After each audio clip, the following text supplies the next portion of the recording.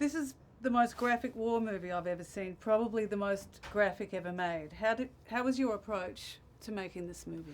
I don't know. I think it was. I wanted to make it real, and from all accounts, the battles in Okinawa were pretty vicious. There was a lot of life lost there, more than anywhere else in the Pacific Theater, and I just wanted to make it real and visceral so that the audience themselves felt like they were in a foxhole. Now, I think that was important to show an experience that would reduce anyone to the level of an animal, to show someone in the midst of that who went the other way and went higher and wouldn't touch a weapon and was there to save lives rather than take them. And it highlights the courage that it must have taken, I think, for that man to stick by his convictions, not kill and crawl into enemy fire selflessly and put his life on the line for his brothers, which I think is like the pinnacle of heroism. So if the conflict wasn't pretty bad and visceral to look at, I think that point would have been lost. So, I made it that way on purpose.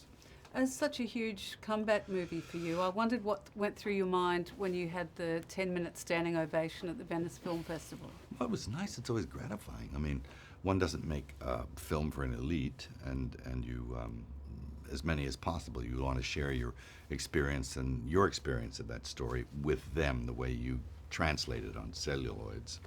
Or it's digital now, it's not celluloid anymore, but when you get that kind of reaction, it's an affirmation that maybe you're on the right track, and it's very gratifying. I loved it, I'm not going to say I didn't dig it, I did, The cast must be 90% Australian. I was just wondering, how much is that loyalty, and how much does that say about the Australian talent pool? Oh, it's tremendous, the talent pool. I think everyone but Vince and Andrew were Aussies in the cast, Even my son was in there. He was an Aussie. And I had a son also who was one of the camera guys in there too. And so, yeah, it was great.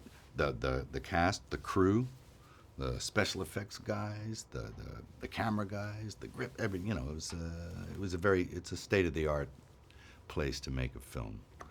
And, Ridley Scott followed me down there, and he thinks the same way. He just wants to go there and work all the time now. So it's as good or better than anywhere in the world.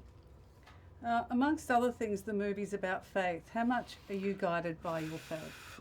Well, I don't know. I wish I had more of it, I mean, there's levels, and it's a muscle. You have to exercise it. And it's about humility and trust and all these kinds of things. And I find humility a terribly hard thing to get a bead on. But if one can, I think your faith would increase. But that's why I find the story of Desmond so inspiring. You look at somebody like that who's completely humble, and it's like his faith is great, and I wonder if I could be like that. I wonder if I could have that much faith that would enable me to crawl into a battle, into enemy fire without a weapon, just to save other people's lives. I don't know.